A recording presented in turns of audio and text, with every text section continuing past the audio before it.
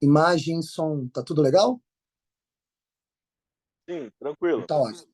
Beleza, então vamos lá. Hoje, se eu não me engano, é a nossa 11ª ou 12ª aula, não sei. Tem que ver, já perdi a conta. No entanto, hoje nós iniciamos um novo ciclo, né? A gente pode chamar aí por convenção de terceiro módulo e, por coincidência ou não, cada módulo a gente está tratando um tema específico, né? O primeiro módulo, por exemplo, nós vimos o surgimento da filosofia, vimos ali algumas questões históricas que contribuíram para o surgimento da filosofia e vimos também, analisamos também de maneira mais detalhada a primeira grande filosofia que surgiu, que foi a filosofia de Parmênides, né? Bem, pelo menos é aquela grande filosofia que chegou até nós através do famigerado texto, do famigerado poema, que é o poema sobre o ser, né? Que é o poema de Parmênides. E lançamos mão aqui de 4 aulas, cada aula aí de 1h30 mais ou menos, para fazer a análise detalhada desse poema, visto que aquilo ali era muito importante mesmo, tá? E eu sei que deve ter acontecido isso com vocês, pois aconteceu comigo. Na medida que a gente vai analisando aquele poema de Parmênides, que é considerado um dos grandes monumentos da filosofia, uma certa angústia bate na gente enquanto estudante leitor, né? A gente analisa o poema, torce o poema, bate o poema no liquidificador, espreme o poema e tenta extrair do poema a sua verdade, né, que está ali escondido atrás daquela linguagem simbólica, aquela linguagem poética. E a angústia surge do fato de que a impressão que nós temos é que nós não conseguimos extrair tudo do poema. E essa angústia é natural, por um motivo muito simples. A linguagem utilizada por Parmênides, por ser ainda uma linguagem poética e não uma linguagem técnica, ela não tem o poder, né, claro, de deixar a mensagem translúcida, algo de opaco no poema, né, graças à linguagem. Então, por mais que nós nos esforcemos com a imaginação para tentar pensar qual foi a experiência autêntica que Parmênides teve com o ser, ainda assim nos falta ali meios, ferramentas para extrair daquilo que o poema quer dizer por completo. Mas, repito, essa sensação ela é natural. No entanto, também não podemos mentir, não podemos esconder o fato de que o poema traz uma verdade. Por mais que a gente não acesse a verdade em toda a sua completude, que é a experiência original de Parmênides, ainda assim, nós temos a sensação que ali está uma verdade. Você fala assim, caramba, que legal. Usamos essas 4 aulas, analisamos o poema e alguma verdade eu captei. Posso assegurar, não captei a verdade por completo, mas captei algo verdadeiro ali, né? E essa sensação é estranha e ela começa a se clarear a partir da aula de hoje. Então veja que coisa impressionante. Isso aqui é muito importante que eu vou dizer agora. Esse terceiro módulo, nós vamos analisar a filosofia de Sócrates. E aí vai acontecer um negócio muito interessante. A filosofia de Sócrates vai abrir algumas chaves de compreensão daquele poema de Parmênides. Então a gente vai ter uma análise retroativa ao poema de Parmênides a partir do auxílio de Sócrates. E por que isso acontece? Porque em Sócrates nós já temos uma clareza maior, superior. E aí, com as chaves explicativas que Sócrates vai nos fornecer, nós podemos ter uma leitura do poema de Parmênides um pouco mais detalhada, um pouco mais translúcida, menos opaca, né? Então é por isso que muitos historiadores vão dizer o seguinte, olha, a filosofia se inicia com Sócrates. Esse se inicia aí não é do tempo histórico, porque, logicamente, Sócrates veio depois dos pré-socráticos. Mas a filosofia se inicia com Sócrates porque Sócrates começa a lançar algumas chaves explicativas que vão nos auxiliar na leitura retroativa daquilo que nós já vimos. Então, as aulas desse terceiro módulo, elas são muito importantes, porque é aqui que a filosofia se inicia de fato. É aqui que nós vamos ter, repito, acesso a essas chaves explicativas dessas filosofias que nós já vimos, né? Então, no primeiro módulo, nós fizemos essa análise detalhada do poema de Parmênides. Num segundo módulo, nós tivemos uma experiência contrária. Nós fizemos aqui uma análise detalhada da democracia ateniense, da democracia grega, e fizemos também uma análise detalhada em pelo menos 3 aulas de uma antifilosofia que já surge na Grécia. Então, veja, você tem de um lado, a filosofia autêntica, um monumento belíssimo trazido pelos pré-socráticos, monumento esse que está sintetizado no poema de Parmênides, só que de um outro lado, você já tem ali uma antifilosofia nascente.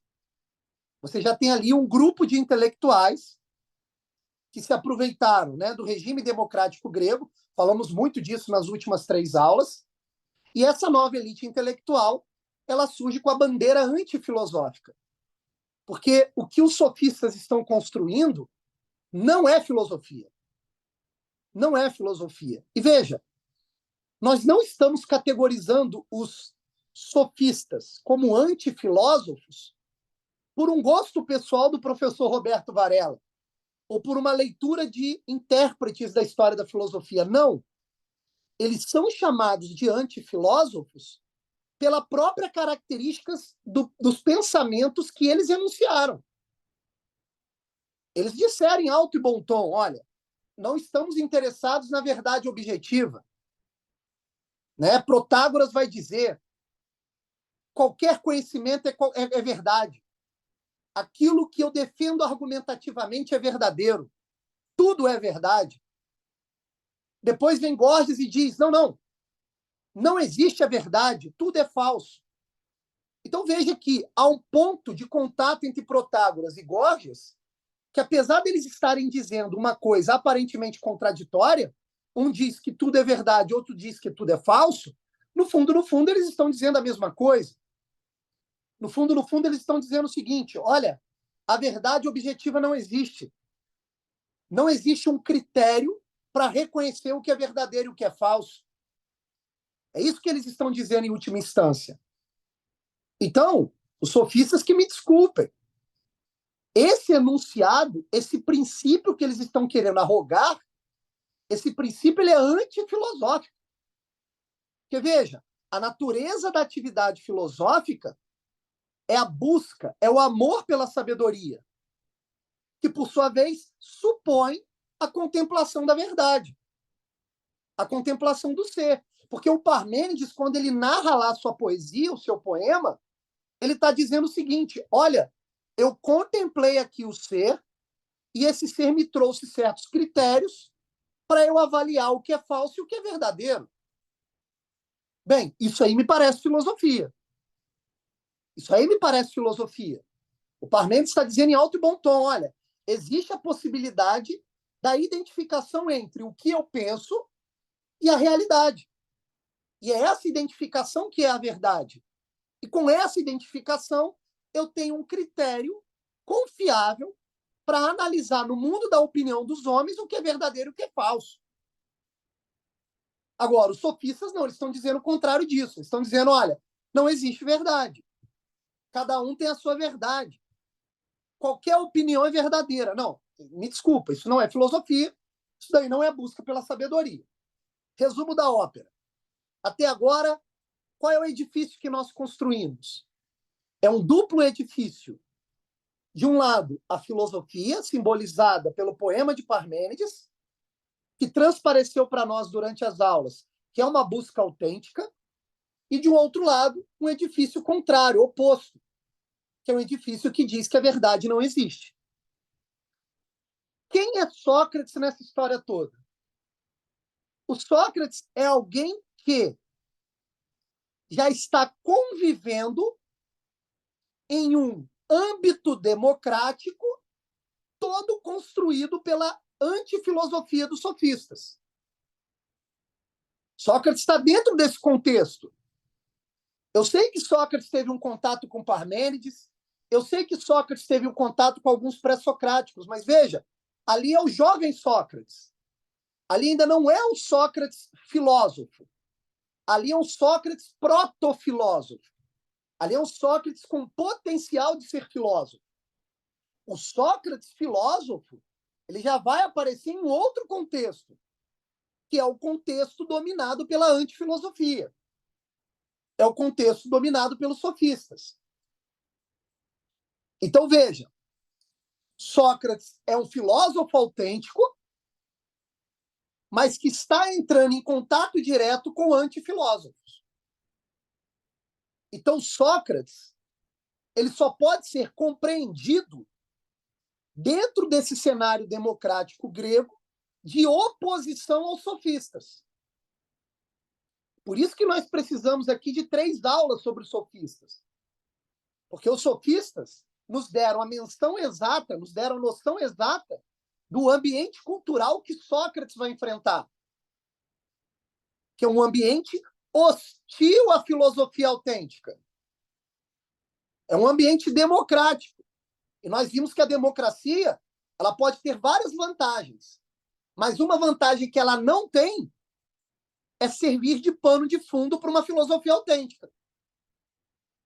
Então, Sócrates, ele tem uma filosofia que só pode ser compreendida em oposição à antifilosofia dos sofistas. Veja, isso daqui é importante nós gravarmos.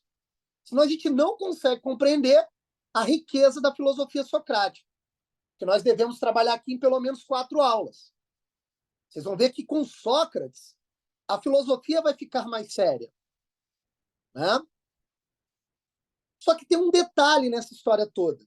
Que detalhe é esse? Sócrates, de um lado, ele tem de fazer reviver a filosofia autêntica, que foi corrompida pelos sofistas, mas, ao mesmo tempo, ele não tem a prerrogativa dos pré-socráticos, que é a prerrogativa de filosofar contemplando o cosmos, de maneira solitária, de maneira silenciosa, como os pré-socráticos fizeram. Lembremos, os pré-socráticos, que são os primeiros filósofos, eles contemplaram o cosmos fora do ambiente público. Eles contemplaram o cosmos em silêncio, de maneira solitária. Percebem? Os sofistas, eles mudaram o jogo. Porque por mais que eles tenham sido péssimos discípulos, alunos dos pré-socráticos, eles fizeram um movimento que coloca Sócrates numa enrascada. Que movimento foi esse que os sofistas fizeram? Eles pegaram aquela atividade silenciosa e solitária e trouxeram para a polis. Trouxeram para o debate público. Então, Sócrates, ele nasce num contexto totalmente distinto do contexto dos pré-socráticos. Sócrates tem uma certa urgência na sua filosofia. Que urgência é essa?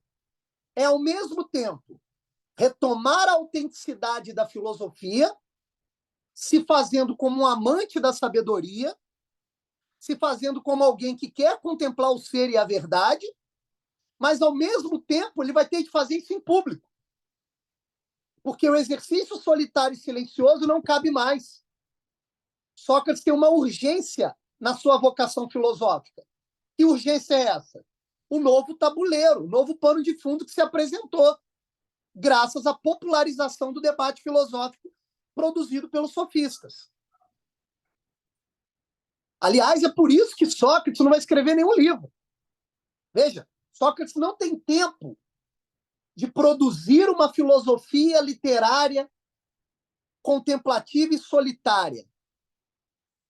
Sócrates não escreve nenhum livro porque ele percebe a urgência da sua ação naquele momento cultural. Então, a filosofia de Sócrates, como é que ela vai se realizar? Ela não vai se realizar de maneira literária, pela escrita. A filosofia de Sócrates vai se realizar por meio do diálogo, do debate público. Então, Sócrates tem que fazer remontar uma filosofia autêntica que foi corrompida dentro do pano de fundo traçado pelos sofistas. Veja, missão árdua. Missão sacrificante, hein? Então, é óbvio que essa história, por um lado, ou seja, pelo cenário que se apresenta, é uma história que não vai terminar muito bem. Nós sabemos, muitos de vocês já sabem o final dessa história, pelo menos no âmbito do debate público. Sócrates vai sofrer retaliações, vai ser perseguido até ser condenado à morte. É óbvio, o cenário que se montou e que se apresentou é um cenário de afronta à filosofia autêntica. E Sócrates vai se apresentar como um filósofo autêntico. Então, veja, primeira coisa que a gente tem que entender da aula de hoje é esse cenário cultural apresentado por Sócrates. Se a gente não entende isso, a gente não consegue compreender tanto a aula de hoje como as próximas aulas. Outro ponto a ser destacado. Sócrates não pode também construir a sua filosofia como uma contemplação do cosmos. Por dois motivos, Sócrates não pode fazer isso. É óbvio que ele fez isso. É óbvio que Sócrates também está interessado na verdade do cosmos, é óbvio. No entanto, a sua filosofia ela vai ter que mudar um pouco a visão, o ângulo de visão. Por quê? Por dois motivos. Primeiro motivo, a coleção de filósofos pré-socráticos conseguiu produzir uma filosofia tão rica, mas tão rica, que dentro do contexto de Sócrates, me parece uma filosofia que já esgotou o assunto. Me parece uma filosofia que já explicou tudo sobre a estrutura do cosmos. Você tem um ponto de vista de Parmênides, de Heráclito, de Pitágoras, de Tales de Mileto, de Anaxímenes, de Anaximandro, de Demócrito, de Leucipo, de grandes pensadores que já perceberam o cosmos como um todo, cada um no seu ângulo de visão. Então, esse é um primeiro motivo pelo qual Sócrates vai ter de deslocar o olhar filosófico. Ele vai ter de tirar o olhar filosófico do cosmos e apontar para outro lugar. Esse é o motivo. Então, veja que Sócrates vai ter de inaugurar um novo momento da filosofia. Ele vai ter de inaugurar um novo olhar filosófico. Ele vai ter de deslocar o olhar filosófico do cosmos. Ele vai ter de olhar para uma realidade que não foi explicitada na filosofia dos pré-socráticos. Já já nós vamos ver que realidade é essa. Segunda coisa, Sócrates também não vai poder lançar mão da sua filosofia apenas para contemplar o cosmos por um segundo motivo, por uma segunda coisa. Os sofistas já mudaram o jogo.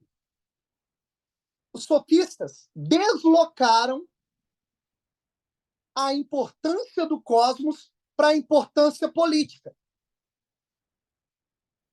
Os sofistas forçaram a filosofia a olhar menos para o cosmos e olhar mais para a política.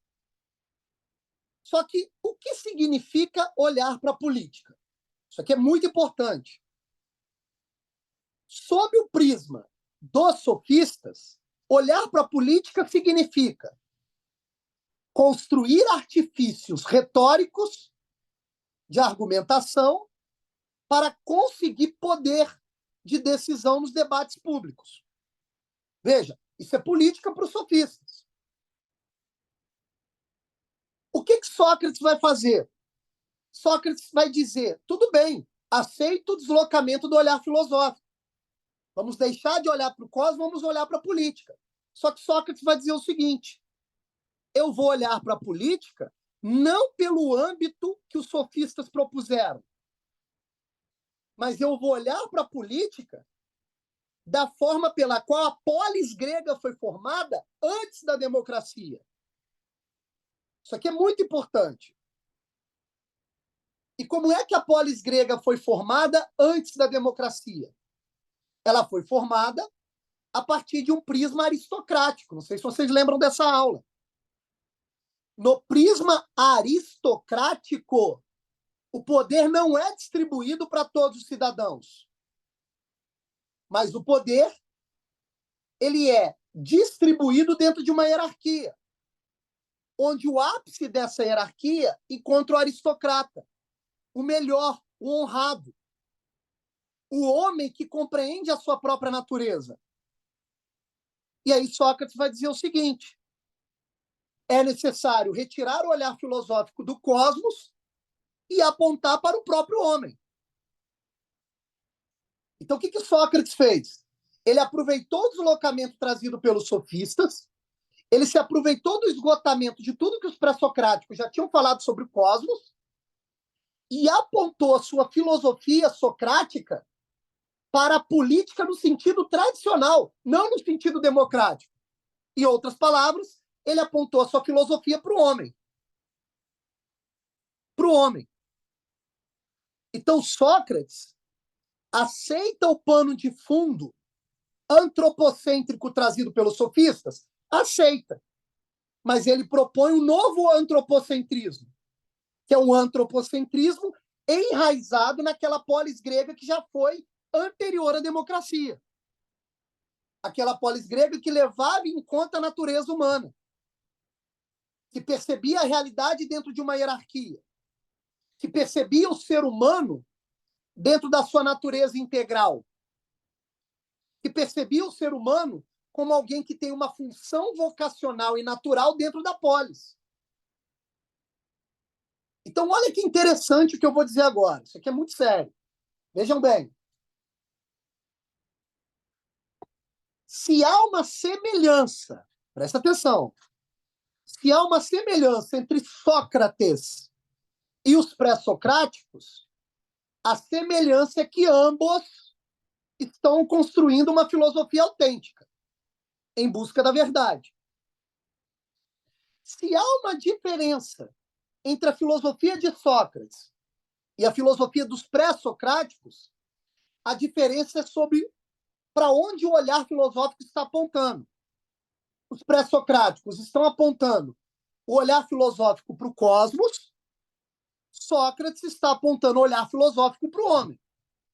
Então, o que nós acabamos de fazer aqui? Estabelecemos semelhanças e diferenças entre Sócrates e os pré-socráticos. Outra categorização de semelhanças e diferenças. Se temos diferenças entre Sócrates e os sofistas, as diferenças se resumem em uma. Os sofistas são antifilósofos, portanto, filósofos inautênticos, e Sócrates é um filósofo por excelência. É um filósofo autêntico. No entanto, se traçarmos uma semelhança entre Sócrates e os sofistas, a semelhança é a seguinte: ambos estão olhando para o homem. Estão olhando para o homem da mesma maneira? Não, mas estão olhando para o homem. Os sofistas vão dizer: o homem está no centro de tudo. Sócrates vai dizer: o homem está no centro de tudo. No entanto, com abordagens distintas, é óbvio. Porque Sócrates está interessado na verdade. Os sofistas não. Os sofistas não. Isso aqui é muito importante. Muito importante. Então, veja, eu vou repetir isso, porque isso daqui é um negócio que a gente tem que gravar na nossa alma, carimbar na nossa alma. Porque é uma espécie de princípio histórico, princípio da história da filosofia, que se a gente esquecer, a gente perde de vista o que Sócrates está querendo construir. Vou repetir então, tá? Semelhanças entre Sócrates e pré-socráticos. Ambos construíram filosofias autênticas. Diferenças entre Sócrates e os pré-socráticos. Os pré-socráticos estão direcionando a sua inteligência para o cosmos, Sócrates está direcionando sua inteligência para o homem. Semelhanças entre Sócrates e os sofistas. Semelhanças. Tanto Sócrates quanto os sofistas estão direcionando seu olhar para o homem. Diferenças entre Sócrates e os sofistas, as diferenças que resumem no seguinte: Sócrates é um filósofo autêntico, os sofistas são falsos filósofos, são antifilósofos, porque não estão em busca da verdade, não estão em busca da sabedoria. Ok? Dito isso, podemos dar mais um passo. Veja bem, quando a gente diz que Sócrates está direcionando a filosofia para o homem, ele está dizendo um negócio muito importante, que é o seguinte: ele está dizendo que toda verdade contemplada ela necessita de uma posição existencial. Tem que prestar bastante atenção nisso daqui, que isso aqui é muito importante. Toda verdade contemplada remete a um pré-requisito. Que pré-requisito é esse? É eu entender em que posição existencial eu me encontro. Em outras palavras, o que Sócrates está querendo dizer? Ele está querendo dizer o seguinte: o ser humano que não se conhece minimamente não está pronto para contemplar qualquer verdade. Então, veja, Sócrates, pela primeira vez na história da filosofia, está vinculando a busca pela verdade à existência do indivíduo humano, à existência do filósofo. Então, Sócrates está dizendo o seguinte: olha, antes de eu querer contemplar qualquer verdade, é necessário compreender quem eu sou. Porque compreendendo quem eu sou, eu vou estar num ponto de vista autêntico para contemplar qualquer verdade. Em outras palavras, Sócrates está nos dizendo o seguinte: se eu não sei quem eu sou, eu não tenho as ferramentas necessárias para contemplar qualquer verdade. Sócrates está enunciando aqui uma exigência, uma premissa para a busca pela verdade, uma premissa filosófica. Saber quem eu sou tem a importância do mesmo tamanho de buscar qualquer verdade. Então, se eu não sei qual é a minha posição existencial, eu não estou pronto para buscar a verdade. Então, veja que coisa impressionante. Esse ponto de vista socrático, ele traz uma seriedade para o exercício filosófico que, por mais que os pré-socráticos soubessem disso, eles não deixaram isso evidente em suas filosofias. Então, Sócrates está trazendo uma urgência para o exercício filosófico. Ele está dizendo: é necessário que, para o início do exercício filosófico, eu compreenda quem eu sou. Só para vocês terem uma ideia do que Sócrates está querendo dizer. Num determinado diálogo platônico, um amigo de Sócrates chega para Sócrates e diz o seguinte: olha, Górgias está na cidade. O grande Górgias, o grande sofista, está na cidade. Eu vou encontrá-lo com ele agora, Sócrates. Quer que eu leve alguma pergunta, visto que eu admiro a sua inteligência? E Sócrates diz o seguinte: você vai lá e pergunta para ele quem é ele. Quem é você? Sócrates pede para perguntar isso. Então, veja, quando Sócrates levanta essa questão, Sócrates já está trazendo a seguinte importância: deixa eu ver se esse Górgias é realmente um sábio, como dizem que ele é.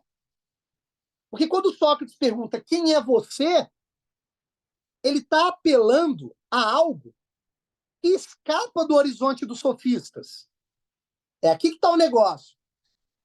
O horizonte dos sofistas é muito limitado. O horizonte dos sofistas está limitado ao debate público, ao debate político, à busca pelo convencimento, à busca pelo poder. Esse é o horizonte filosófico dos sofistas. Quando Sócrates faz um outro apelo e pergunta quem é você, Sócrates está dizendo o seguinte: veja bem, Górgias, eu não quero saber qual é o papel social que você exerce, eu não quero saber qual é o argumento sofisticado que você construiu, eu não quero saber qual é a doutrina que você está desenvolvendo, Eu não quero saber qual é o poder político que você exerce em Atenas. Eu não quero saber nada disso. Eu quero saber uma outra coisa que é anterior a tudo isso. Eu quero saber o seguinte: quem é você? Quem é você? Veja, essa pergunta que Sócrates faz a Gorgias é o fundamento da filosofia socrática. Ou seja, se eu não sei quem eu sou, eu não posso compreender as outras verdades, porque eu não vou estar olhando para a realidade desde o meu íntimo. Então, Sócrates, querendo ou não, fez uma descoberta. Que descoberta é essa? É a seguinte: a contemplação da verdade supõe um olhar sobre a realidade desde o meu íntimo, daquilo que realmente eu sou. Veja, eu não posso falar que alguma coisa é verdadeira se eu não contemplei aquilo desde o meu íntimo. Eu não posso falar que uma coisa é falsa se eu não percebi isso desde o meu íntimo. Então, Sócrates está apelando à experiência direta do indivíduo humano com a realidade. Ele está dizendo, olha, é necessário acessar um negócio dentro de mim, que é o meu eu verdadeiro, e a partir desse meu eu verdadeiro é que eu posso contemplar outras verdades. Então, Sócrates está trazendo um caráter de responsabilidade existencial sobre as verdades que eu posso contemplar. Não adianta mais eu exercer papel social, não adianta mais eu fingir ser alguma coisa em praça pública.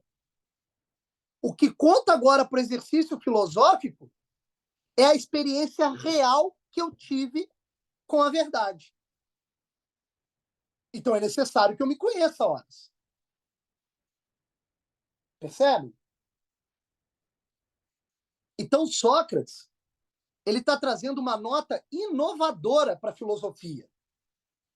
Que nota é essa? É a seguinte, que a existência do indivíduo humano é importantíssima, é necessária, é essencial para o exercício filosófico.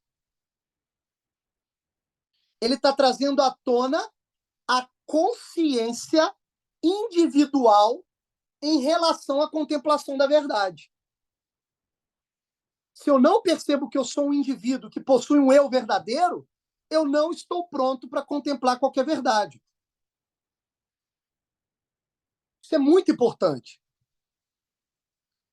Então, veja, Sócrates, com isso, ele está apontando para um problema que ocorreu na história da filosofia até então. Está nítido para nós, né? Desde as últimas aulas. A filosofia era autêntica e ela foi corrompida. Sócrates vai se perguntar o que aconteceu. Chega agora na praça pública, está cheio de falsos filósofos. A primeira resposta que ele encontra para essa pergunta é justamente trazer o caráter existencial do indivíduo. Trazer o caráter do autoconhecimento. Porque ele vai dizer o seguinte: entendi. Os sofistas, eles corromperam a filosofia porque eles não fizeram o exercício primeiro. Eles não estão agindo a partir do eu verdadeiro deles, porque eles não sabem quem eles são. De tanto exercer papéis sociais dentro da democracia grega, eles não sabem quem eles são. Portanto, eles não podem ter o compromisso de responsabilidade moral com a verdade.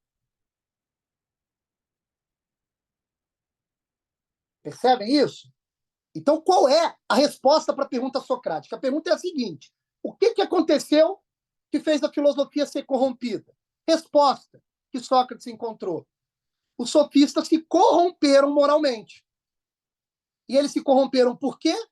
Porque eles não executaram atividade filosófica desde o seu eu verdadeiro, mas tentaram executar a filosofia a partir de papéis sociais. Então, houve ali um desencontro, ó, um desalinhamento entre o que realmente são os sofistas e a busca pela verdade. E dentro desse desalinhamento, dessa falta de vínculo, dessa falta de harmonia, a filosofia foi corrompida. Então, Sócrates está dizendo o seguinte, olha, esse negócio de buscar a verdade não é brincadeira.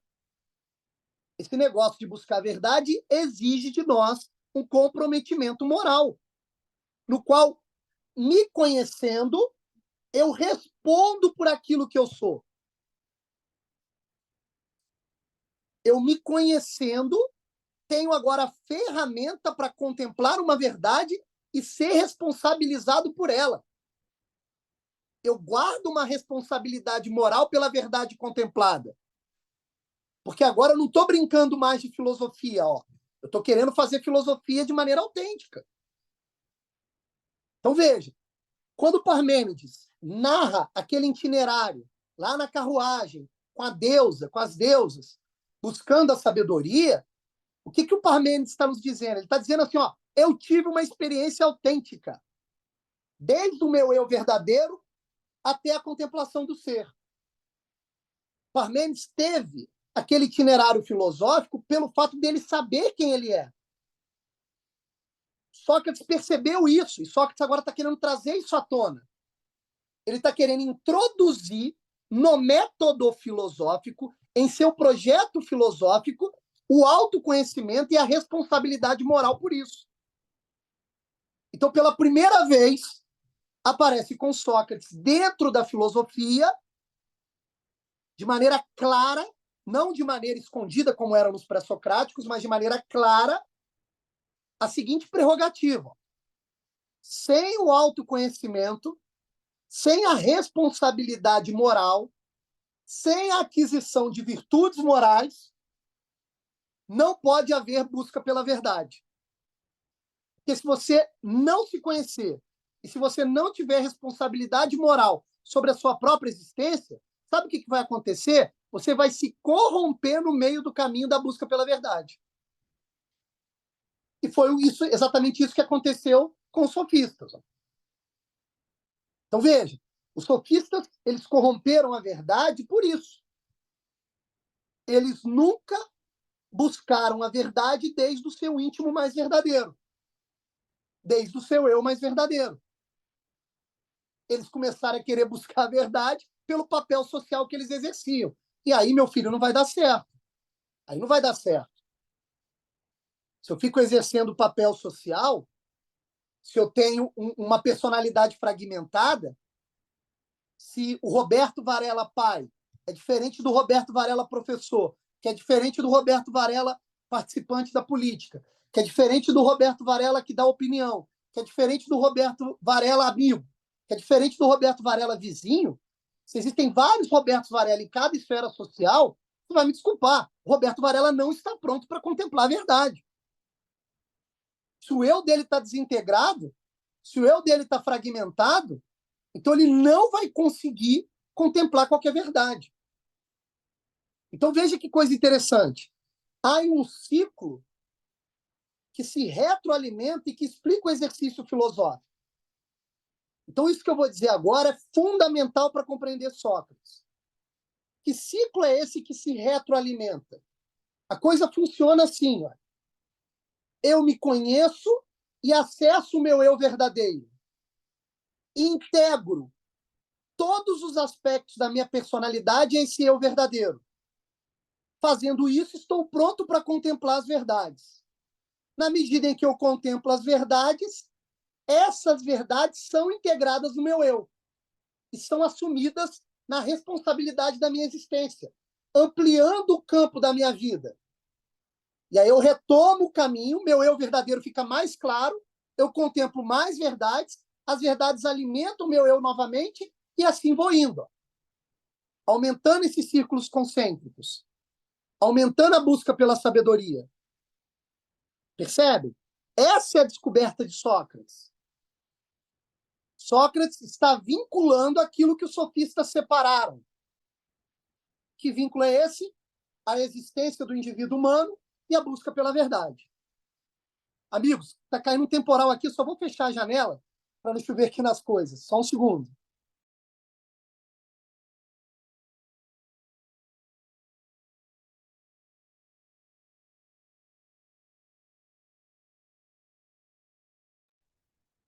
Prontinho, voltei. Então é isso. Então veja, agora a vida do indivíduo humano e a busca pela verdade estão unidos, coisa que até então os sofistas tinham separado. Então veja, Sócrates está olhando para o homem. Ele está falando, olha, a vida do homem é o centro da busca filosófica. Ah, mas os sofistas também estão olhando. Sim, mas estão olhando de forma diferente. Os sofistas estão olhando para o homem limitados pelo novo aspecto político apresentado pela democracia. O homem do sofista, o homem do sofista é aquele que tem habilidade retórica para construir argumentos convincentes e obter poder político. Então, o limite da existência do homem, segundo os sofistas, é o poder político. Sócrates não está falando dessa esfera. Sócrates está falando da esfera de um outro contexto político que não é o democrático. Ele está dizendo o seguinte, ó, eu também estou olhando para o homem, mas eu estou olhando para o homem que conhece a sua própria natureza, que conhece a sua própria alma, que conhece o seu próprio eu, e está disposto, a partir disso, a contemplar verdades maiores que transcendem infinitamente o limite do poder político. Essa é a diferença. Essa é a diferença. E digo mais, nós não vamos tratar isso hoje, mas vamos tratar na próxima aula. Mas, quando Sócrates olha para o homem, Sócrates não vê o indivíduo que cria argumentos convincentes para obter poder político. Quando Sócrates olha para o homem, ele olha uma alma imortal. Ou seja, ele olha um íntimo humano que transcende infinitamente a mortalidade das contingências políticas, do corpo, da matéria. Sócrates está olhando de um prisma infinitamente superior ao prisma meramente político-democrático dos sofistas. Perto de Sócrates, um sofista é nada. Um sofista é nada. É por isso que Sócrates está disposto, inclusive, a dar a própria vida pela verdade. Porque ele já compreendeu o seguinte, bem, já me conheci, verifiquei que a minha alma é imortal, e dessa imortalidade é que eu quero contemplar as verdades. Então, se matarem o meu corpo, ó, pouco importa. Eu estou em outra. Eu estou em outra. Eu estou unido com a verdade de fato, desde o meu íntimo imortal à verdade. Vocês, sofistas, vocês não estão compreendendo o que vocês estão fazendo. Vocês estão presos aos limitezinhos da matéria. Vocês não estão percebendo o que vocês estão fazendo. Vocês não estão percebendo que vocês nem se conhecem. Percebe? Então, Sócrates está trazendo uma importância biográfica para a vida, para a atividade filosófica. Percebe? Até aqui está claro? Até aqui está claro? Ok? Deixa eu ver aqui se tem uma pergunta. Sócrates foi maior que todo o conjunto cultural que ele viveu. Exatamente. A gente vai chegar lá. Vai chegar lá. Vamos dar mais um passo. Tá? De tudo isso que foi falado, nós podemos tentar aqui ilustrar, portanto, qual é a finalidade da filosofia socrática. Em outras palavras, existe, portanto, um projeto que Sócrates quer colocar em prática. Que projeto é esse? É o projeto de vincular a responsabilidade moral que um ser humano tem pela própria existência e a busca pela verdade. Esse é o projeto de Sócrates. Então ele está dizendo, ó, uma coisa não anda sem a outra. Então o que Sócrates está dizendo? Um homem que não conhece o seu íntimo não pode ser responsável pela própria vida e pela própria existência. E com isso não está apto para contemplar verdades. Um homem que se prende à pressão social, que se submete à pressão social, que se submete às convenções, ele não está pronto para contemplar a verdade. Então, o Sócrates está dizendo o seguinte, olha, primeira coisa, meu amigo, você tem que se conhecer e saber qual é a sua posição existencial. E Sócrates está tão disposto a executar esse projeto que ele demonstra a sua filosofia na prática da própria vida. E aí, olha que interessante, antes da pergunta do Rodrigo. Como é que o itinerário filosófico de Sócrates se inicia? Vejam que coisa curiosa. Olha como Sócrates é radical nesse projeto. Um amigo de Sócrates, ele chega para Sócrates dentro de um diálogo platônico e diz o seguinte: olha, Sócrates, eu fui consultar o oráculo do templo em homenagem a Apolo e fui perguntar sobre mim ao oráculo, a sacerdotisa que estava lá. E a sacerdotisa, recebendo a mensagem dos deuses, me revelou algo sobre você, Sócrates. E a revelação foi a seguinte: Sócrates é o homem mais sábio dentre todos em Atenas. Então, veja, o amigo de Sócrates foi consultar algo sobre sua própria existência e o que foi revelado para ele é algo sobre a existência de Sócrates. De que Sócrates é o homem mais sábio dentre todos. Veja que coisa interessante. Sócrates recebe essa revelação do amigo e, no primeiro momento, Sócrates duvida disso daí. Sócrates fala, não é possível esse negócio. Porque, veja, eu, Sócrates, me conheço. E sei que eu estou cheio de limites. Que eu sou ignorante em diversos aspectos. Aliás, é daí que Sócrates vai dizer, só sei que nada sei. Eu, Sócrates, tenho consciência da minha limitação e da minha ignorância. É muito possível que eu não seja o maior sábio dentre todos em Atenas. Só que tem um detalhe. Sócrates está olhando para Atenas desde o ponto de vista da tradição anterior à democracia. Então, Sócrates respeita a sacerdotisa. E Sócrates diz para si mesmo, achei o ponto inicial da minha filosofia. Eu vou sair à praça pública e vou dialogar com aqueles que se dizem sábios.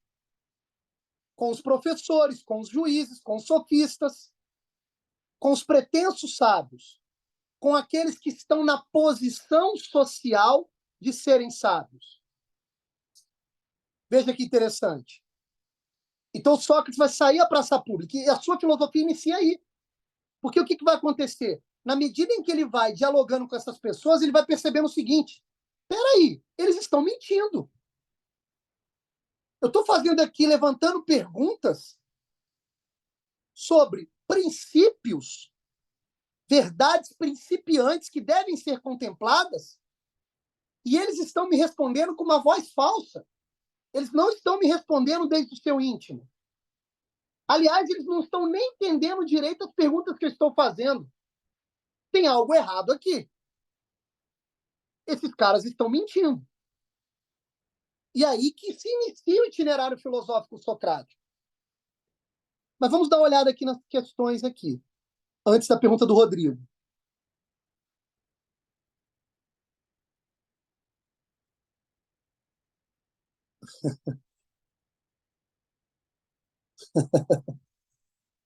Diga lá, Rodrigo.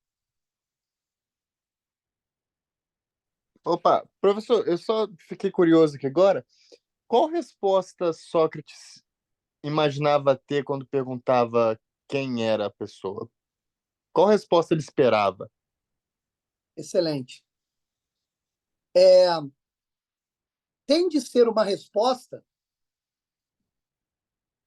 que deixa clara a autoridade de alguém que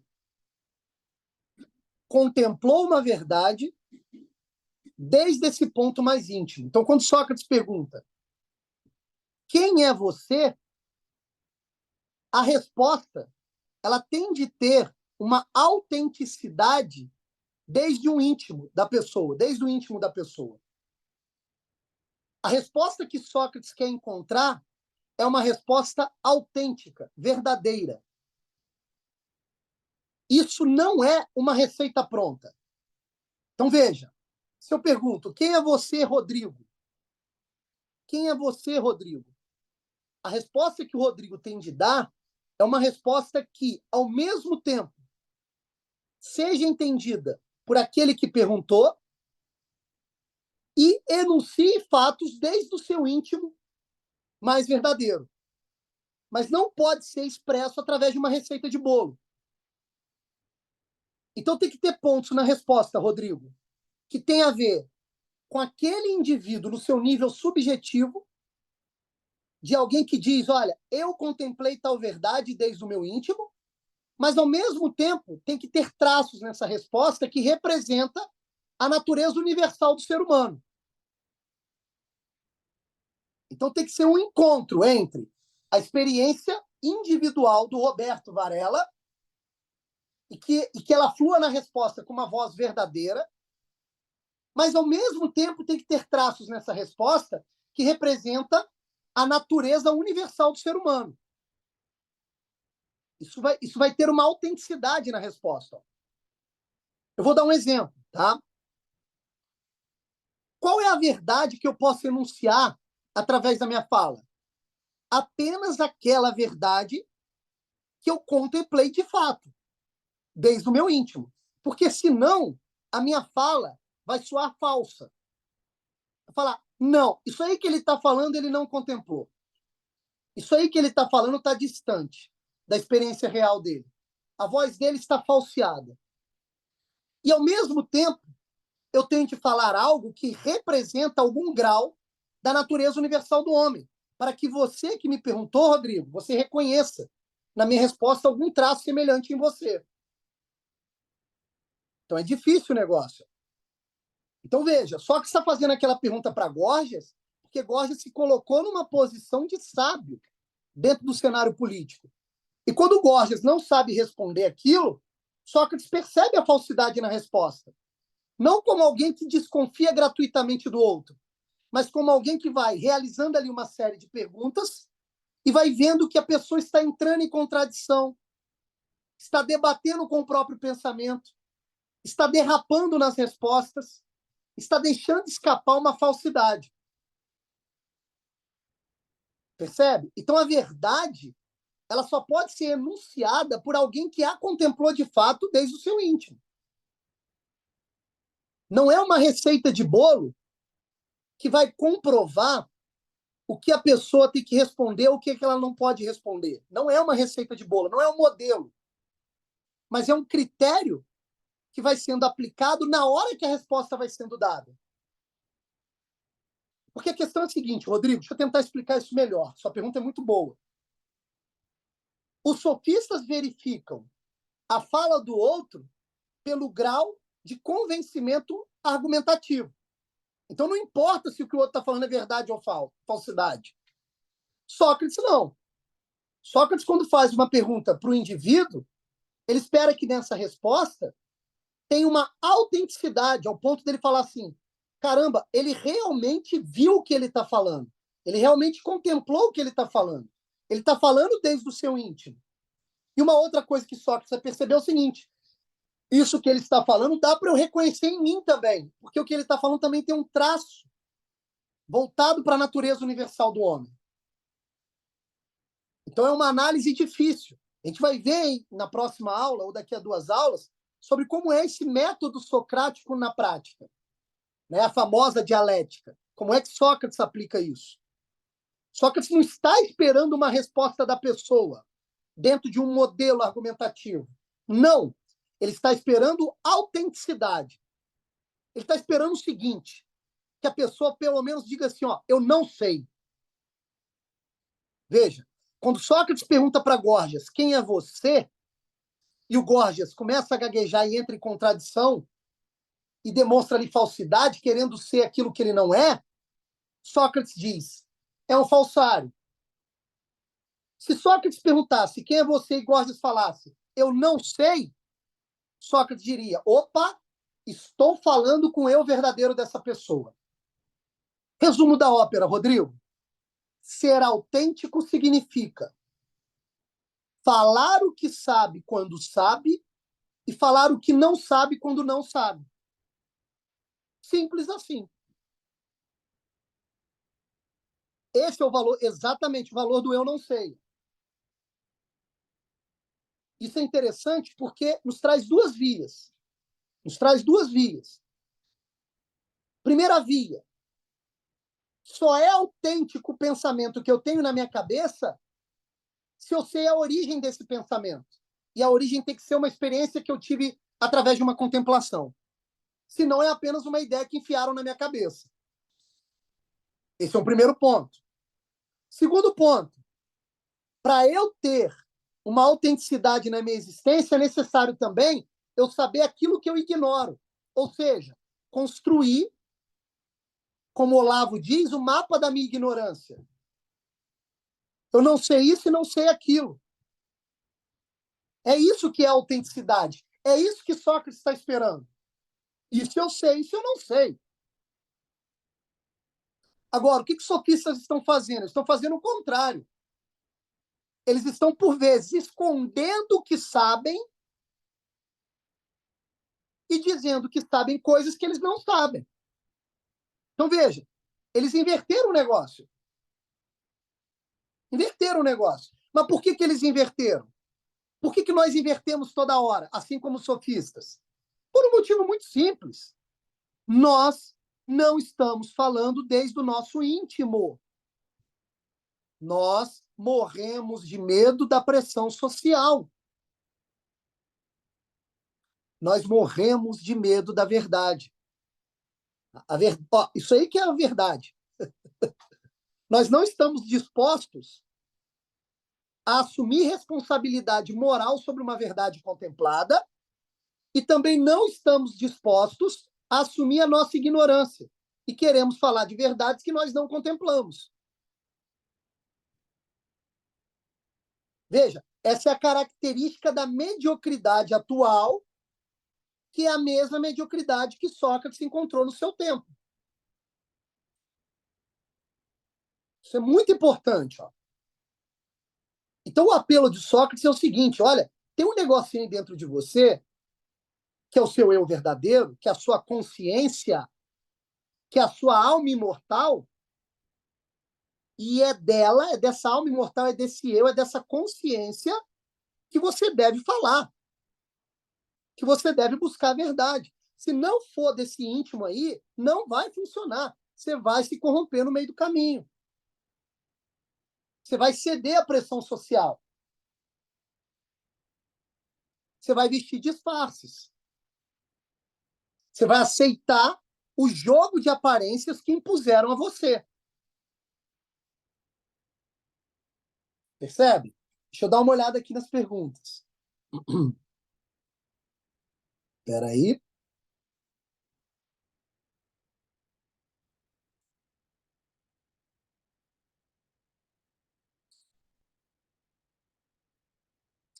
Sócrates já sabia o que ele procurava. Seria o conceito. Veja bem.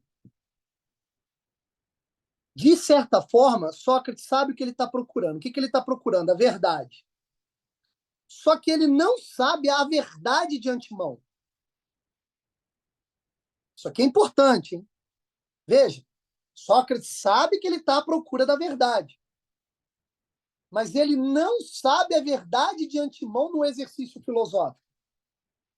Por que ele não sabe a verdade de antemão? Porque ele reconhece a própria ignorância, o próprio limite. Aliás, o fato dele reconhecer a própria ignorância é que faz dele o homem mais sábio de Atenas. Porque ele está aberto para a verdade.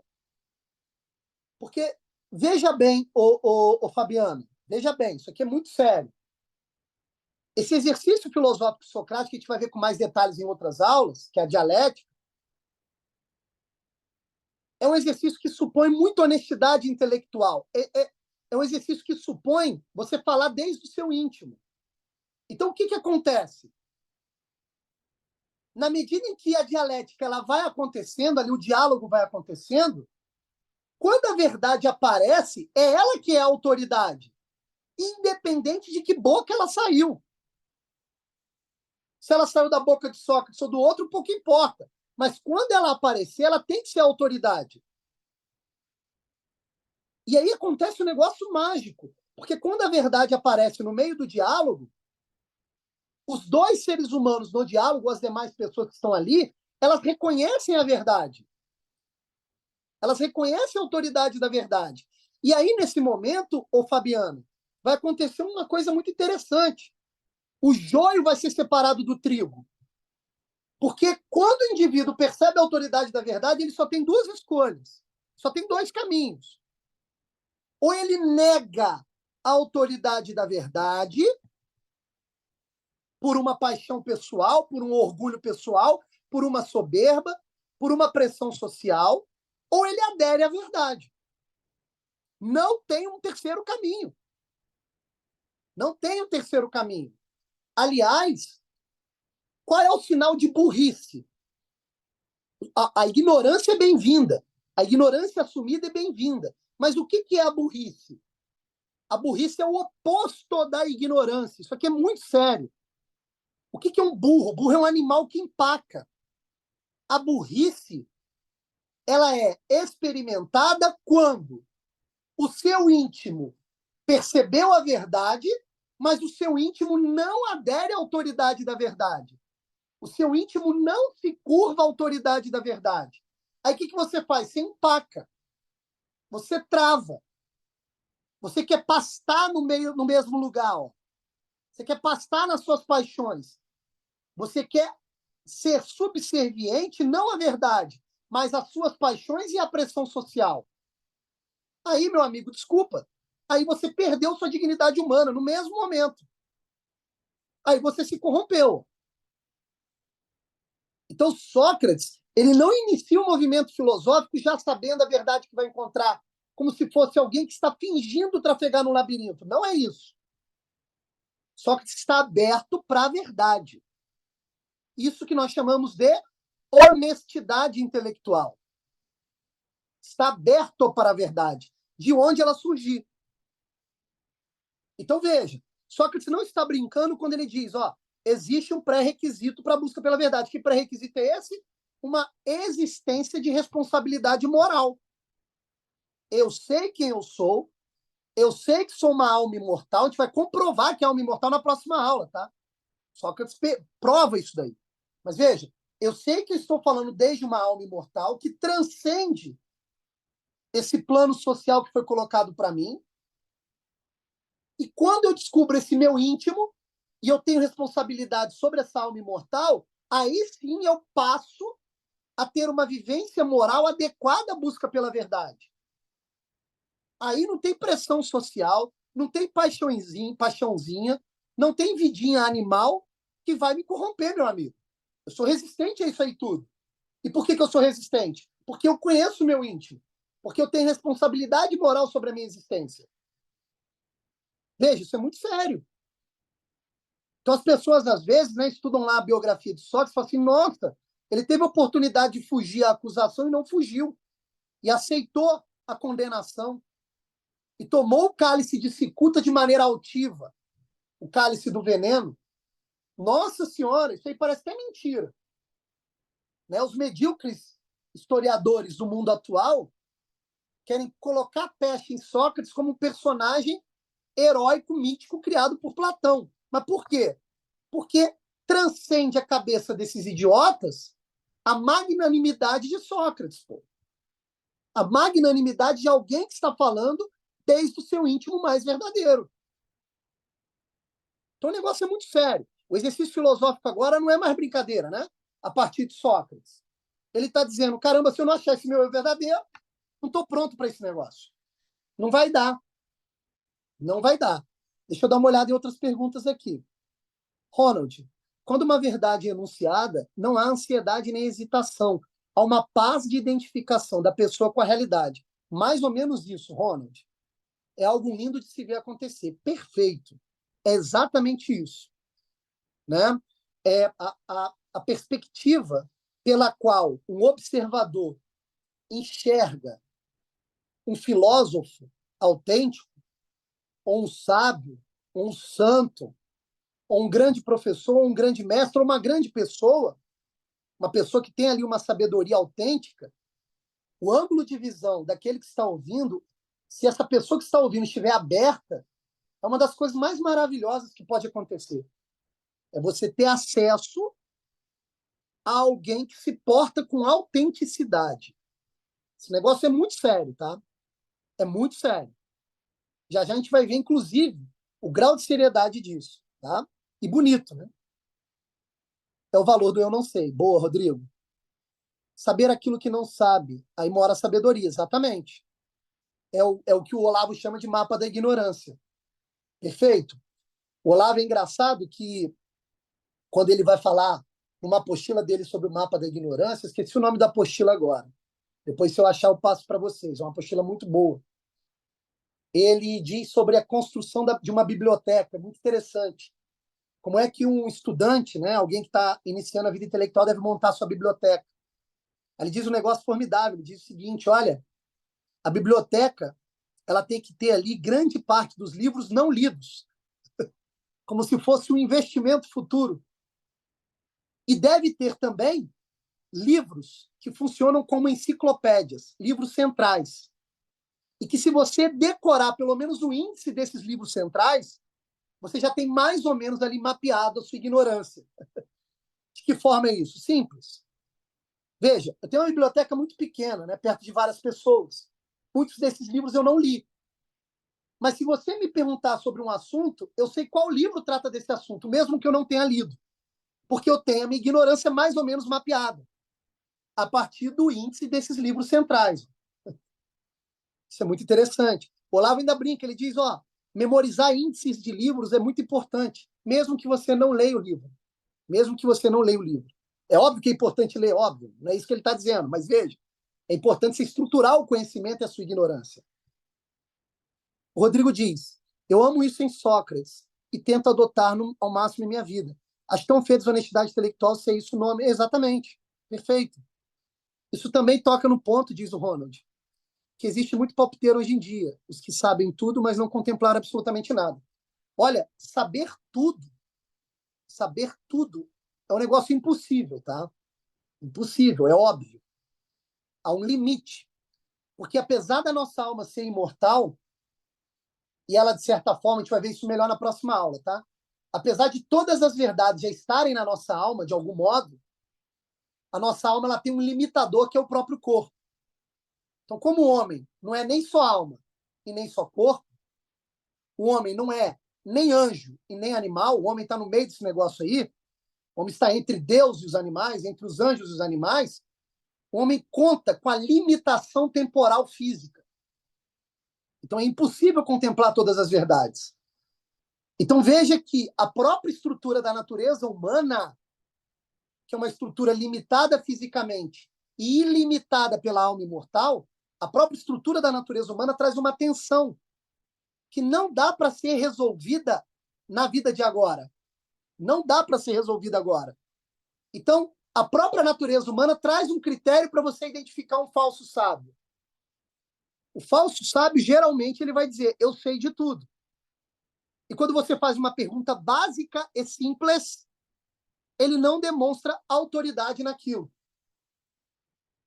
Ele não demonstra ser o autor daquele pensamento. Aliás, é daí que vem o termo autoridade. Eu costumo brincar com os meus alunos dizendo o seguinte, veja, se a opinião dada é muito rebuscada e sofisticada, a pele é uma pergunta básica. Então, a pessoa está lá falando sobre milhares de ideologias políticas ao mesmo tempo, com uma linguagem extremamente rebuscada.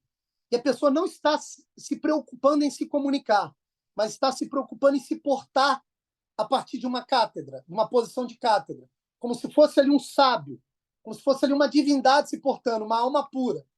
Na medida que a pessoa está fazendo isso, ela não está preocupada em ser entendida, o que você deve fazer? Simples. Se ela está falando lá de ideologia política, por exemplo, você simplesmente olha para ela e faz a seguinte pergunta: o que é política? Ou então faz a seguinte pergunta: o que é ideologia? Procure uma pergunta básica, porque isso vai servir de critério para você identificar um falso sábio. Percebe? Sócrates fazia muito isso. Todos os diálogos no qual Sócrates participa e são ali escritos por Platão, todos os diálogos Sócrates parte de perguntas simples. O que é a justiça? O que é a política? Percebe? O que é o homem? O que é Deus? Ronald diz, isso também toca no ponto que existe... Ah, não, eu acabei de ler. Fabiano, mas, Rodrigo, a pressão social é tão grande, tanto que é difícil debater. Boa. Foi bom você ter encostado nessa questão, viu, Fabiana? É o seguinte, essa descoberta do eu verdadeiro, esse apelo que Sócrates está dizendo, falando o seguinte, olha, eu não quero que vocês filosofem se portando por uma aparência social. Eu quero que vocês filosofem a partir de um eu verdadeiro, do seu íntimo. Quando Sócrates propõe isso, quando Sócrates apela a isso, ele não está dizendo, presta atenção, ele não está dizendo para que você enfrente a turba falante, a pressão social, de maneira imprudente. Ele não está dizendo isso daí. Ele está dizendo o seguinte, olha, é necessário que os debates, os diálogos que você se propõe participar sejam diálogos que estão à altura daquilo que você conhece de você mesmo. Então, na medida em que eu vou me conhecendo e conhecendo os meus limites, é que eu vou participando do exercício dialético.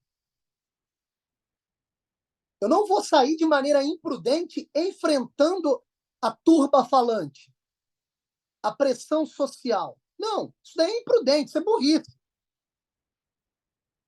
O grau de enfrentamento depende da qualidade pela qual você contemplou verdades desde o seu íntimo. Então, veja, é uma subida gradativa dos degraus. É isso que é fazer filosofia. Fazer filosofia não é sair igual maluco enfrentando a pressão social. Mas é você agir com sabedoria de acordo com aquilo que a circunstância exige a partir das verdades que você já contemplou. Dizendo, sei isso, ou dizendo, não sei aquilo. Percebe? Então, assim, se você tem uma menção distante da verdade, mas essa verdade ainda não foi contemplada desde o seu íntimo, o melhor a se fazer é não debater. É não debater. Porque, veja, aquilo que você desconfia ser verdadeiro ainda não é uma verdade contemplada. Então, você não vai conseguir falar desde o seu íntimo. Vai faltar força para você na hora do debate. E você possivelmente será massacrado pela pressão social. E você vai sofrer com isso daí. Sócrates foi condenado à morte? Foi. Mas Sócrates, ele está sendo condenado à morte dentro da tranquilidade do homem que fez o que deveria ser feito. Ele está falando desde o seu íntimo, preparado para aquilo ali. Até a gente chegar nesse nível aí, que a gente tem que buscar esse nível. Até a gente chegar, a caminhada é dura. São vários degraus para serem, né, percorridos. Então não é uma coisa simples. Isso. É isso aí. Rodrigo, pergunta: a verdade tem conexão universal? Isso eu entendo. E acredito que por isso tem poder de persuasão. Porém, como diferenciar a persuasão pela oratória da persuasão pela verdade? Perfeito. O ouvinte, uma vez convencido por um sofista, não está elegendo o locutor como detentor da verdade? Perfeito, Rodrigo. Então veja bem. Olha que interessante. Eu não vou falar sobre isso agora, vou falar na próxima aula. Mas já dá para adiantar um negócio, que é o seguinte: existe um critério para identificar uma verdade. Existe um critério para identificar a autenticidade de uma verdade enunciada. E esse critério separa o joio do trigo. Que critério é esse? O seu próprio íntimo. O seu próprio íntimo. Eu sei que isso parece vago dizendo agora, mas Sócrates vai provar por A mais B na próxima aula como é que esse critério é colocado à prova. É por isso que eu estou falando desde o início do nosso curso o seguinte, veja, esse curso aqui ele tem a pretensão de fornecer uma série de ferramentas com as quais, sendo bem utilizadas, você consegue identificar no meio do falatório geral o que é joio e o que é trigo, o que é ideologia e o que é verdade, o que é mera persuasão pelo convencimento retórico e o que é persuasão pela verdade. E te digo mais, Rodrigo, contra a verdade, nenhuma outra força tem vitória. Nenhuma outra força é superior à verdade. Então temos que reunir ferramentas para reconhecer a verdade, pô. Porque nós vamos ter um critério universal. O critério dos sofistas nós entendemos. Qual é o critério dos sofistas? Não é um critério universal. É um critério contingente, relativo. Relativo à argumentação que convence em nome do poder. O critério de Sócrates não é esse. O critério de Sócrates vem desde a imortalidade da alma do próprio Sócrates. Agora, reconhecer essa imortalidade no nosso próprio íntimo que é o desafio. Ter esse critério que é o desafio. E isso nós vamos ver na próxima aula. Percebe? Agora veja, tá? Para a gente caminhar para o final. Eram 4 páginas, consegui ficar parado na primeira, no planejamento da aula de hoje. Não deu para caminhar tanto. Mas veja bem. Olha que interessante. Para a gente terminar a aula. A descoberta de Sócrates é a seguinte. Todo indivíduo humano é capaz de reconhecer uma verdade. Só que para esse indivíduo humano reconhecer a verdade, é necessário que esse indivíduo humano esteja na posse da própria vida. Em outras palavras, que se conheça. Aquilo que está na entrada do oráculo de Delfos, conheça-te a ti mesmo, Sócrates pegou emprestado como ética da própria vida. Então veja, o conheça-te a ti mesmo não é apenas um exercício bobo de autoajuda, mas o conheça-te a ti mesmo ele é necessário para que, reconhecendo o meu eu verdadeiro, eu tenha o critério apropriado para reconhecer uma verdade. Essa que é a questão.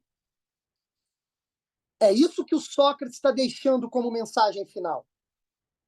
Quando Sócrates pergunta para o Gorgias quem é você, ele não está perguntando num tom desafiador. Ele está perguntando o seguinte, me falaram que você é um sábio. Me ensine. Percebe?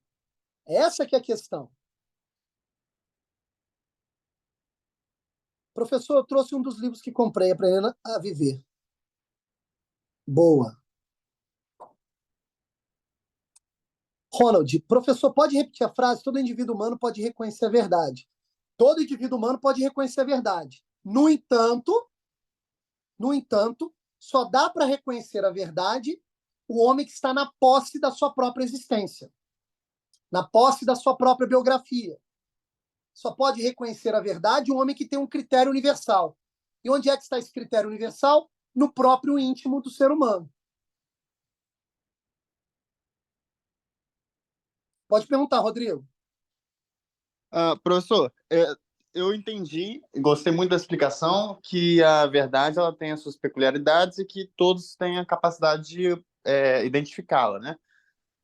Porém, após identificar a verdade, o ser humano ele tem a opção e o dever de agir de acordo com aquilo que conhece, né?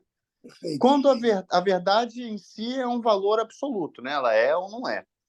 Perfeito. E quando a verdade ela desprovida, né, de valores éticos, ela prejudica a maioria ou exclui uma minoria, ou não sei se eu estou me fazendo entender.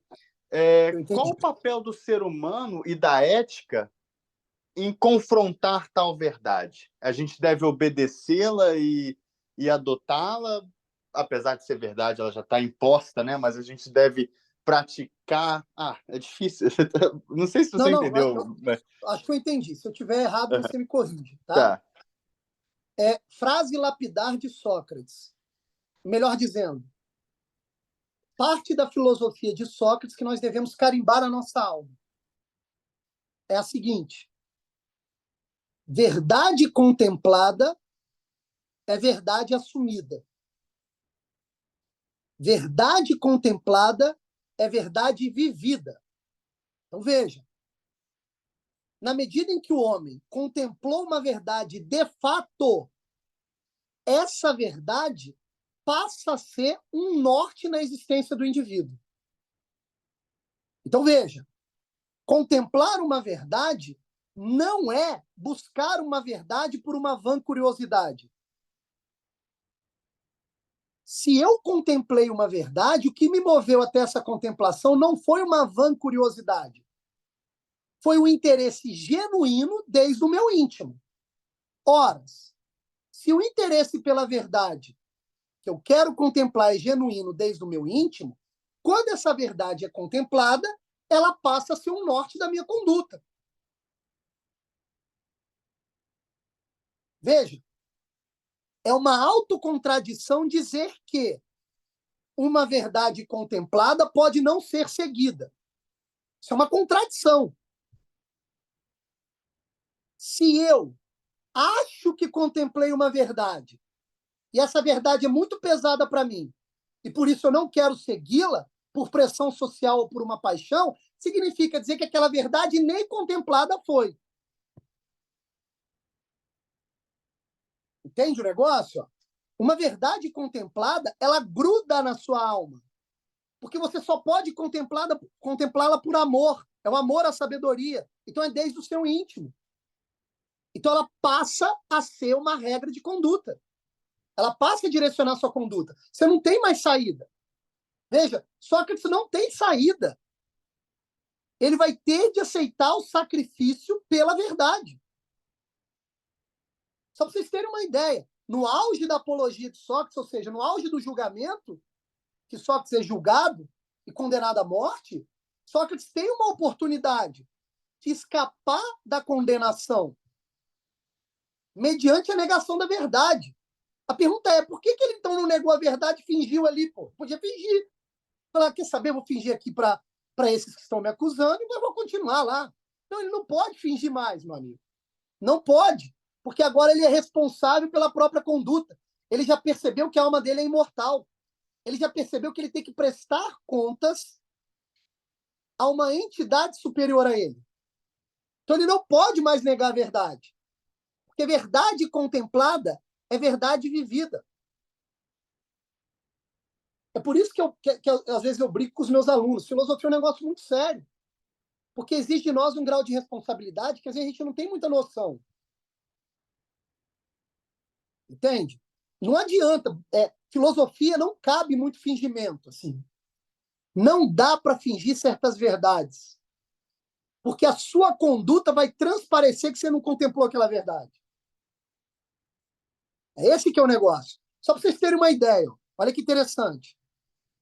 No julgamento de Sócrates tem um caráter ali interessante pra caramba, que é o seguinte: tem lá pessoas, né, que vão acusar Sócrates. Eu não sei se vocês viram o pedaço do filme que eu coloquei lá disponível para vocês lá nos nossos arquivos do Google. Mas no pedaço do filme a respeito de Sócrates tem um negócio muito interessante. Sobe lá, vai para o palanque, vai para a praça pública os acusadores de Sócrates, e aqueles acusadores, eles estão tentando vestir em Sócrates uma espécie de espantalho. Tanto é que Sócrates responde às acusações dizendo o seguinte: olha, está claro que vocês não me conhecem. Vocês não conhecem o meu eu verdadeiro. Vocês não sabem quem eu sou. Os meus alunos de 20 anos aí, que estão me seguindo há um tempo, já me conhecem. Vocês não me conhecem. Vocês estão me acusando a partir de um espantalho. Percebe? E por que Sócrates está dizendo isso? Está dizendo o seguinte: olha, não adianta fingir. Não há fingimento. Eu estou falando desde o meu centro. Não há fingimento. Vocês estão querendo me acusar, levantando acusações que não têm sentido nenhum. Vocês não me conhecem. Vocês estão criando espantalho. Percebe? Deixa eu dar uma olhada aqui nas outras perguntas para a gente caminhar para o fim. Alfredo, professor, a filosofia como modo de viver é, portanto, uma descoberta genuína de si que coincide com o encontro do ser. Perfeito. Perfeito. É exatamente isso. Se eu não me conheço, eu não acesso o ser. Se eu não acesso o ser, eu não me conheço. Então, veja, é um negócio que vai se retroalimentando. O ser dá pistas da sua existência. A sabedoria vai dando pistas da sua existência. A verdade vai dando pistas da sua existência. Eu vou seguindo essas pistas na medida em que eu vou sabendo quem eu sou. E depois uma coisa vai alimentando a outra. É essa que é a magia, a beleza de existir como um ser humano. Então, estar aberto à contemplação para o ser significa buscar dentro de você esse íntimo. Esse eu verdadeiro. Se a sua personalidade é muito fragmentada e você superpôs em cima do seu eu verdadeiro um monte de eu falso, você não vai contemplar ser nenhum. A sua inteligência vai estar suja. Você vai estar querendo olhar para um negócio muito grandioso a qual você está muito abaixo. Não vai dar. Não há nível. Percebe? É análogo ao que aconteceu com Sócrates. Sócrates foi condenado à morte porque a sociedade grega está muito abaixo de Sócrates. Poucos ali estão falando com o eu verdadeiro. Então, se a maioria está falando com o eu falso, o que vai acontecer? Vamos matar esse cara aí. Porque, veja, ele está trazendo para nós uma verdade que dói demais. Que dói demais. É aquilo que eu disse no início da aula. Quando a verdade aparece, você só tem duas opções. Ou você é subserviente a ela, ou você a nega e é subserviente às suas paixões. Pô. O joguinho político que colocaram. Você não tem outra escolha. Fabiana, entendi, professor. Mas para debater não devemos aprender os conceitos universais que pode depurar o debate falso? Sim, mas veja, saber os princípios é a mesma coisa que contemplar verdades. E contemplar verdades exige que você esteja na posse da sua própria vida. Não tem o que fazer. Não adianta decorar os princípios. Não adianta pegar um livro de filosofia e ler ele todo e decorar ele todo. Você não vai acessar a verdade decorando um livro. Você não vai acessar a verdade decorando um texto sofisticado. Não é assim que a coisa acontece. O acesso à verdade se dá mediante ao seu eu verdadeiro. É o seu eu verdadeiro que se abre para a verdade. Então não adianta decorar livro. Não vai rolar. Por isso que é um negócio difícil. Por isso que Sócrates, diz Alfredo, é uma espécie de Marte filosófico. Digo mais, Alfredo. Sócrates é o filósofo por excelência. O que significa isso? Se eu quero entrar na filosofia, a primeira coisa que eu vou ter que fazer é imitar Sócrates. É imitar Sócrates. Ele é o filósofo por excelência. Ele está dizendo o seguinte, olha, ser filósofo é isso. Isso o que, Sócrates? É a minha biografia. Ser filósofo é ser a minha biografia. É ser você mesmo. Sem que se torne vulgar e superficial. Sem que isso aqui se transforme numa palestra de um coach. Não é isso. Ser você mesmo é muito mais sério do que a gente imagina. Ser filósofo é ser você mesmo. É isso que Sócrates está dizendo. Nossa, professor, estou entendendo o resumo. Filosofia para os fortes. Aquele que quer entender quando entendemos. Nossa, é difícil explicar. Não, exatamente.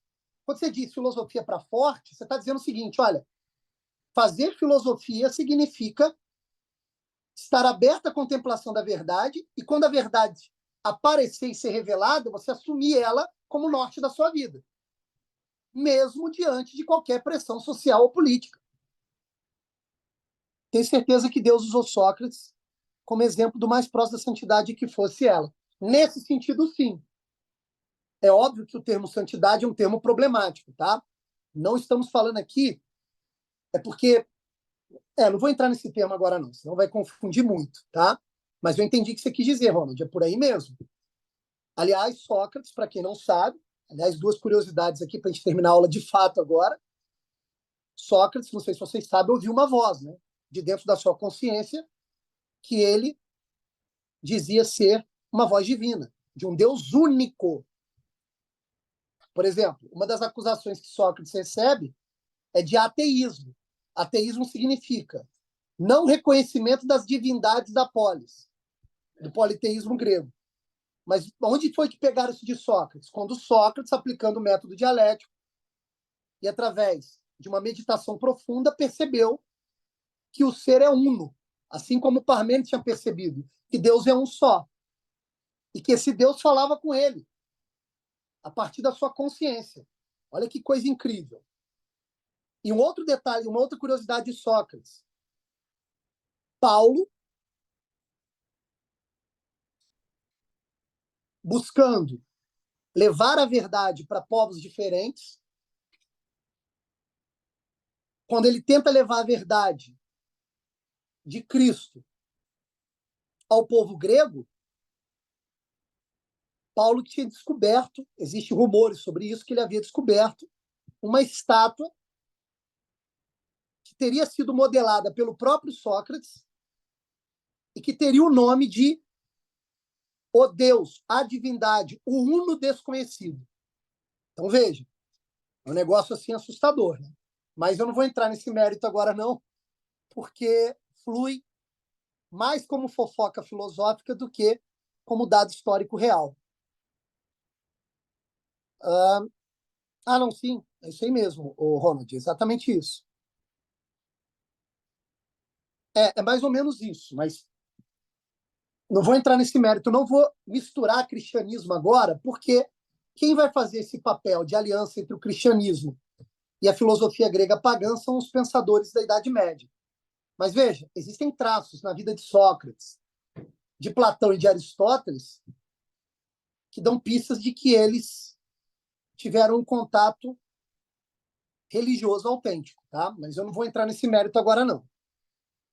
Deixa eu ver aqui a pergunta da Aline antes da pergunta do Rodrigo. A Aline diz, que maravilha, foi Sócrates sua filosofia. Sim, só foi a primeira parte, a gente nem entrou na filosofia dele ainda, tá? Só trouxe aqui alguns aspectos biográficos da vida de Sócrates. Fabiana diz, porque nossa cabeça ocidental tudo parece o Deus cristão. Sim, mas olha, tem semelhanças. Não dá para afirmar e nem negar. Eu não vou entrar nesse mérito agora, não. Diga lá, Rodrigo. Então, é exatamente isso que eu estava pensando, professor. Eu achei uma coisa assim maravilhosa. Parece até aquela passagem bíblica, né? Não se deve servir dois senhores. Ou seja, ou você serve a verdade, ou você não serve bosta nenhuma. Você serve o mundo. Então, você não tem como Exatamente. chegar à verdade senão através do nosso Senhor Jesus Cristo, e você tem que servi-lo para encontrar a verdade, né? Você tem que se conectar consigo mesmo, né? E tentar interpretar pelo seu âmago. Exatamente. Se você trazer para uma linguagem, se você trazer para a tradição cristã, dentro da tradição cristã, ou seja, dentro da religiosidade cristã, como é que você tem um contato íntimo com Deus? Você só tem um contato íntimo com Deus se você falar desde o seu íntimo, pô. Isso é análogo ao exercício filosófico. Não é a mesma coisa, tá? É análogo. O que significa algo análogo? Tem semelhanças e diferenças. É análogo ao exercício filosófico. No exercício filosófico é análogo. O que é o exercício filosófico? Se eu não me conheço, eu não posso doar o meu íntimo à verdade. Portanto, eu não vou poder contemplá-la. É análogo. O exercício é análogo. Sem intimidade não há amor, não há amizade. Se o filósofo é um amante da sabedoria, tem que ter intimidade com a sabedoria. E ter intimidade com a sabedoria pressupõe eu falar com o meu eu. Eu buscá-la com o meu eu. Mas eu não sei nem descobrir meu eu, como é que eu vou fazer isso daí? Não vai dar. Então, os filósofos vão ter de desenvolver, depois de Sócrates, certas técnicas para que, através dessas técnicas, nós possamos buscar esse nosso eu. Platão vai fazer isso de forma formidável, Aristóteles também, e a filosofia só vai evoluir nesse sentido. Só que quem deu o pontapé inicial foi Sócrates. Veja, Sócrates não é alguém que está jogando a própria vida no lixo. Sócrates foi herói de guerra. Sócrates lutava na linha de frente. Sócrates arriscava a própria vida para salvar os amigos, segundo relatos históricos da época. Sócrates, ele não é o personagem principal dos diálogos platônicos à toa.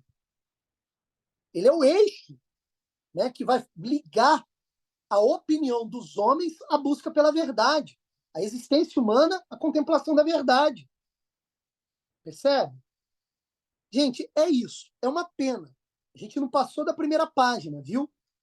Eu tinha preparado 4 páginas para a nossa aula de hoje. Nós nem conseguimos entrar na filosofia de Sócrates.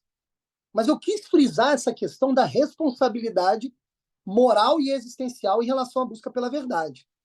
Ok? Se tiverem mais perguntas, a hora é agora. Sócrates foi um divisor de águas na filosofia. Sim, Fabiano. Esse nome pré-socráticos e socráticos não são nomes aleatórios. Sócrates representa um marco mesmo. Ele inaugura a filosofia, podemos dizer assim. Agora nós podemos ter uma leitura retroativa, inclusive, em relação aos pré-socráticos. Percebe? Se tiverem mais perguntas, a hora é agora. Senão, podemos caminhar para o final.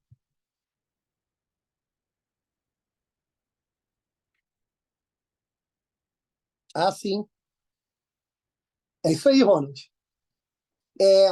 O Sócrates, ele vai desenvolver em nós, durante essas 4 aulas que nós vamos ter durante o mês, ele vai desenvolver em nós um negócio muito bacana e bonito, viu, Ronald? Ele vai desvencilhar as correntes internas que nós temos e vai limpar o nosso interior e vai começar a fazer com que nós possamos tatear o nosso eu verdadeiro. Sócrates vai propiciar isso, vocês vão perceber durante as aulas. Desde que, obviamente, vocês meditem sobre o conteúdo das aulas, tá? Algumas aulas vocês têm que ver, rever 2, 3 vezes, não tem jeito, tá?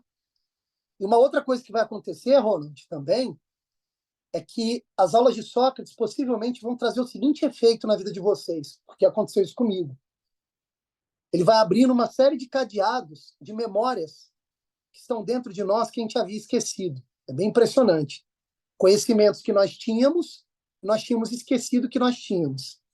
Porque na medida que o nosso eu verdadeiro vai sendo revelado, a gente vai relembrando, né, de conhecimentos que nós tínhamos acessado.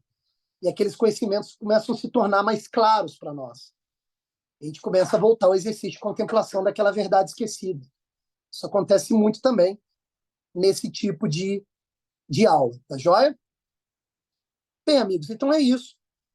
Se não tiverem mais perguntas, podemos ir nos despedindo. Eu achei que a aula ficou um pouco caótica, peço desculpa, mas é porque a gente esbarrou em questões aqui muito existenciais e as dúvidas foram aparecendo. Prometo que as 3 próximas aulas de Sócrates eu faço das aulas um pouco mais temáticas, tá? Para a gente manter aqui uma ordem. Mas eu creio que deu para entender a proposta da aula de hoje.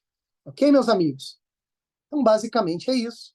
Se não tiverem mais perguntas, podemos nos despedir. Boa noite, Aline. Boa noite, Fabiana, Rodrigo. Valeu. Obrigado a todos. Hoje mesmo publico a aula e vou passar para vocês uma leitura, tá? No material que vai servir para a aula de hoje e para a próxima aula, que é um texto intitulado A Filosofia e seu Inverso, que é um texto do Olavo, tá? Eu sei que a gente pode torcer o nariz para o Olavo, tem muitos alunos que têm uma série de reticências a respeito do Olavo, mas esse texto que eu vou passar, que é o primeiro capítulo desse livro aqui, é um texto formidável para a gente entender um pouco da filosofia de Sócrates, tá joia? Vou passar lá para vocês, fiquem tranquilos, ok? Então é isso. Fiquem com Deus, boa noite a todos, até mais. Boa noite a todos, até mais.